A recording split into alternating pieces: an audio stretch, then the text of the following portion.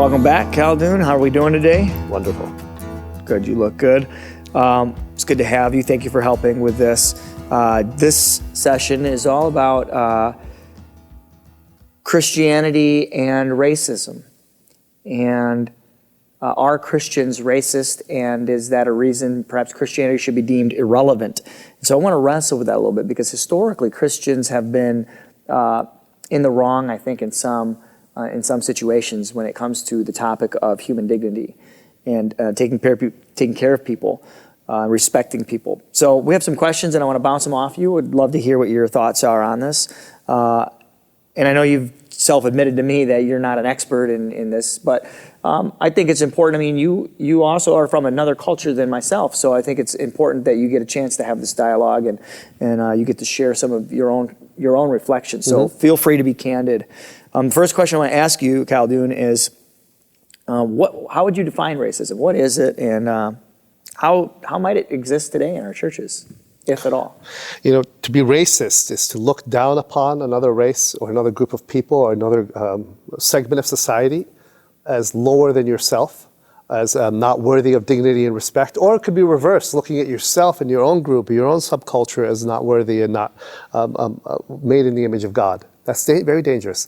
I was in Dunkin' Donuts a number of years ago, and I was wearing a shirt my mother gave me from the Petra in Jordan, which I say everyone should visit before they die. I've been there. That's amazing. It's a beautiful place. And the man comes up to me. He looked like an Army veteran. Of course, he's got U.S. Army on his cap, and looked like one of the 70s or 80s. He looked at me and said, "Are you Arab?" I said, "Yes, sir, I am." "You Arab, terrorist, Muslim, blah, blah, blah." Oh. And some expletives I don't want to repeat. And he went on and on. This is in a Dunkin' Donuts. Dunkin' Donuts, here, as loud as in the Chicago area? Or? Oh, yeah.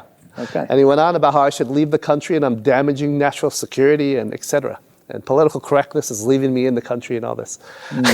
At the end of his rant, I told him, "Sir, just for your information, I am a Christian." He said, "It doesn't matter, you're all the same." What he did there is he articulated what many people are not speaking. I see one section, one person, and that person is guilty of the crimes of an entire group.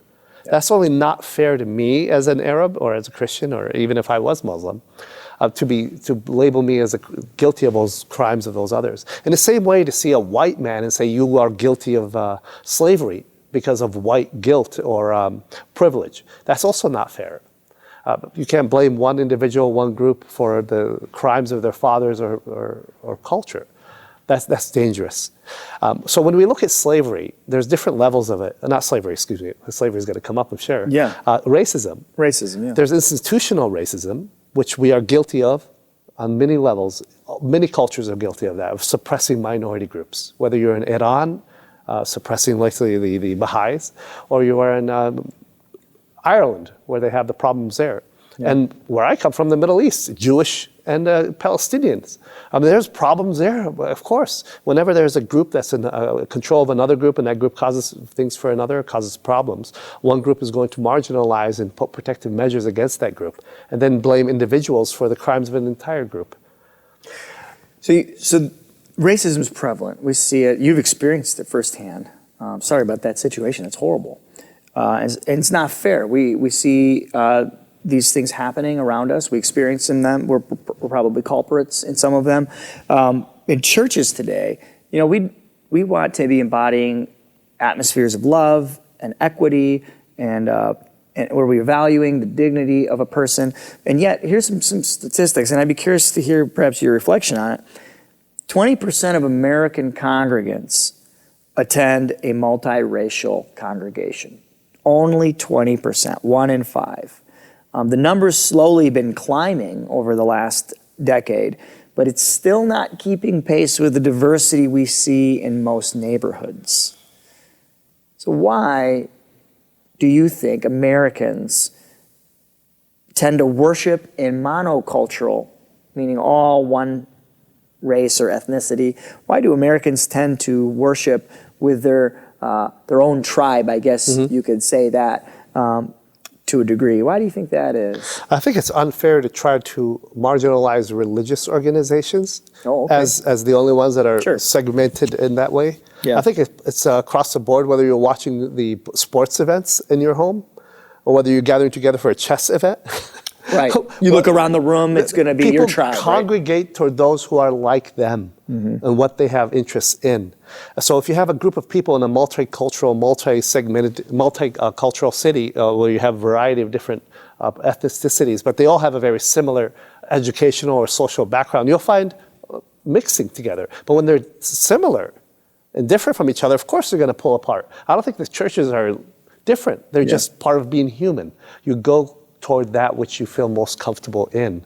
Yeah, so if I'm a white male who's grown up and I've become comfortable around other white people, I will tend to, and I'm generalizing here, but I would tend to worship and want to worship among other white people. Exactly. Exactly. You would want to do that. But does it justify segmentation or just defranchising other groups? Of course not. No. We need to be open to other groups, so we can't demand that people get together and become multicultural. No. So then the other side of that, we obviously, I mean, in the end, right? Revelation talks about how in the end times we will all be many nations, many tribes, many tongues worshiping the Lord Jesus Christ. So Christians at some point in time need to get comfortable with different people, languages, cultures, and ethnicities. If not here, it will be later. And if it's later and you've waited that long, it might be tough. It will be, yes. So I guess I want to get after that though. Like, what are some of the feelings or emotions that perhaps prevent me from experiencing the beautiful multicultural experience I might have? What are some of the fears that hold me back? What are some of the fears perhaps that... We need to step into the shoes of some of the people who have been discriminated against and marginalized and pushed to the side because of their race or background or color. I saw recently a skit, or was it a skit? It was actually a video. It was an Anglican church where they had these older ladies were coming up to receive communion. They're all in their 70s. The priest would give them the communion in their mouth. When an older lady came in who happened to be African, he put it in her hand. And when she left, the other one came, he put them in their mouth. Really? Well, how long ago was this? It looked like it was recent. Wow. Yeah, maybe in the last 10, 20 years. This is a video. I have to take a look at that, yeah. But this is just one example, multiplicity of those. I have some of my own students who are, one of them's from Haiti. He's been pulled over multiple times, even on his bike, merely because he's a young black man traveling through the city. Why is he doing this? What's going on here? Why? Because there's a perception that young black men are dangerous. So he happens to be guilty by association. So there's a fear. So some of the feelings that, and the emotions that underlie racist thinking, discriminatory behavior, fear would be one of them. Yeah, that's xenophobia. And what else? What other types of emotions or what other types of reasons undergird this type of behavior, discriminatory behavior? Why do people act We the way they fear act? that which we don't understand. Okay. There's no community with other people of different races, different backgrounds. Once you are segmenting yourself and isolating yourself from anyone who's different than you, of course, when that person steps into view, you're going to put your guard up. And that's not fair to your children. You need to be able to expose them to different points of view and different groups of people who are also made in the image of God and wonderfully created by Him. And their cultures are beautiful, Oliver. And some of those cultures we need to integrate with. How do we do that? By connecting with them, inviting the neighbor next door who happens to be from a different village or different color, bringing a piece of pie over to them. Say, welcome. Be different. Be the hands and feet of Christ to those who are not. Yeah. I wonder also how much of it is our own cultural experience of just being grown up. We don't choose where we're born. We don't choose the parents we're born to, and we don't choose the culture we're born into. But I wonder how much of that plays a role in this. You know, for the person who's only experienced one race and ethnicity in their early childhood years, and to all of a sudden put them in a context where it's multicultural, there are emotions that are triggered, fear and feelings of ignorance and confusion. And so we do some irrational things sometimes. We say some things sometimes that aren't good because of these underlying fears that go unchecked. And so I guess I want to ask you this next question. You know, whether you're Christian or non-Christian, it doesn't really matter what you believe at this stage.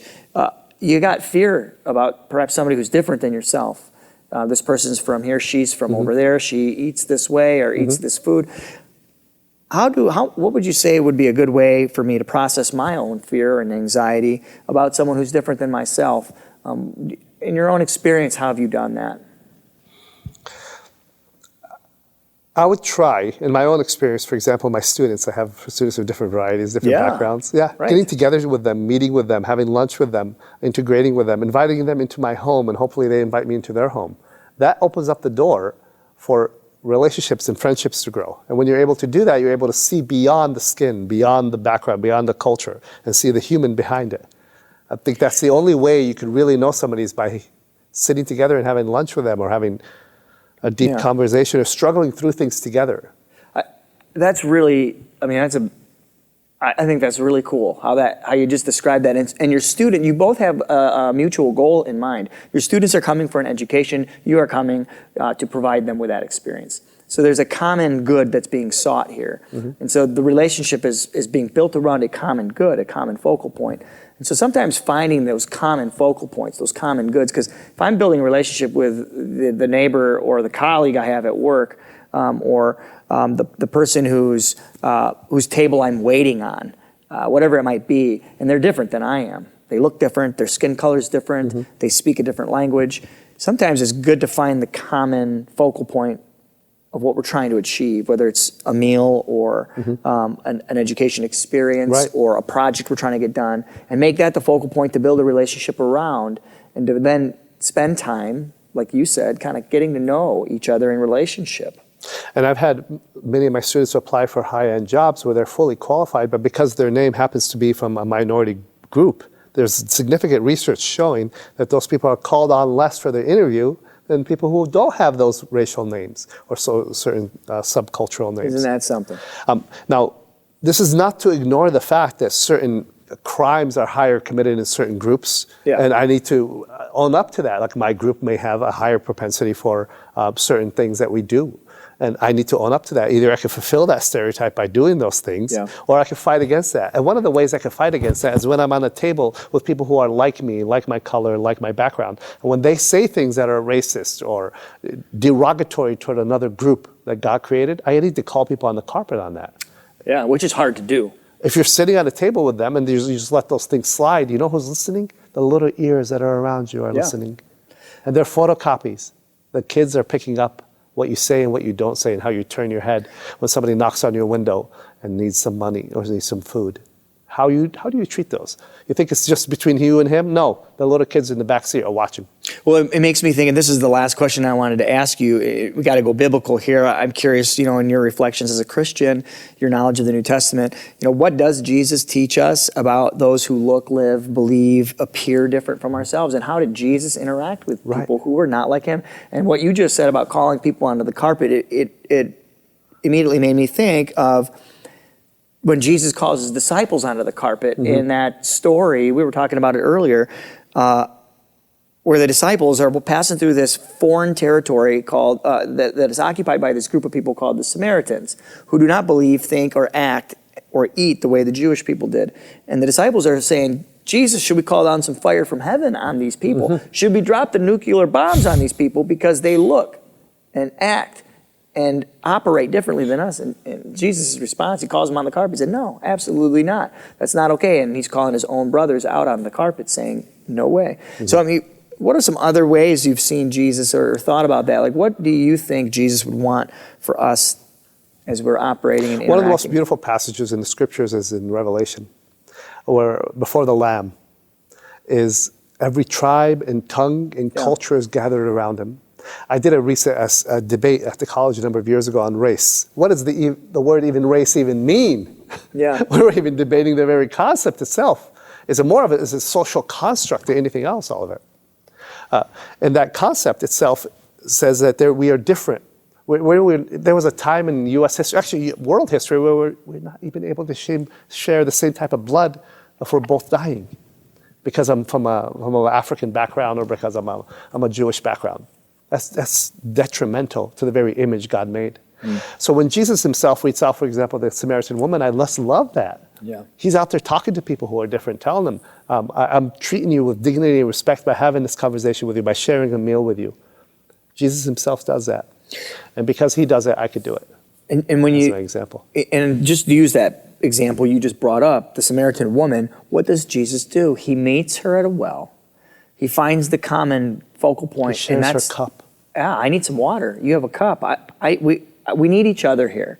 We're very different, gender-wise, race-wise, ethnic-wise. We speak different languages, and yet we have a common need here. I need something, and you can help me. And Jesus allowed that space, and she allowed that space to happen, and a relationship formed, and they each saw the dignity in one another. And I think that's really the way forward, isn't it? I mean, if we're really going to build churches and communities that have racial reconciliation, we need to find common good that we can build a relationship around and allow the space and the time for us to get to know each other.